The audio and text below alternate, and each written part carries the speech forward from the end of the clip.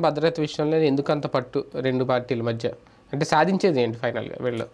అంటే ఇదివరకు సెక్యూరిటీ అంతా ఉన్నా కూడా ఒక జనాలలో ఒక ఫీలింగ్ క్రియేట్ చేయడానికి తెలుగుదేశం పిటిషన్ వేసినారు. ఎవరు తీసేశారు ఆ రోజు సెక్యూరిటీ?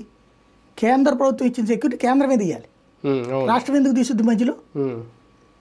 కానీ దాన్ని ఏమని ప్రచారం చేశారు?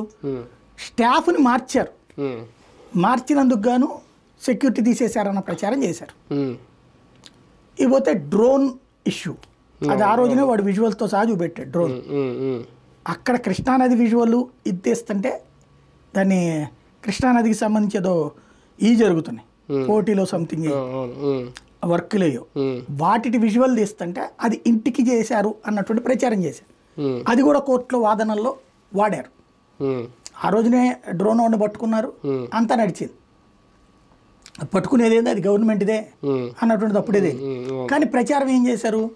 చంద్రబాబుని సెక్యూరిటీని థ్రెట్ క్రియేట్ చేయడానికి, భయపెట్టడానికి చేశారు.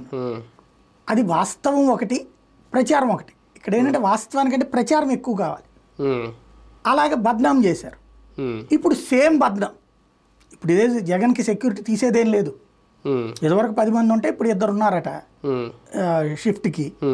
అప్పుడు సీఎం కాబట్టి 10 మంది కావాలి. ఇప్పుడు ప్రతిపక్ష నాయకుడు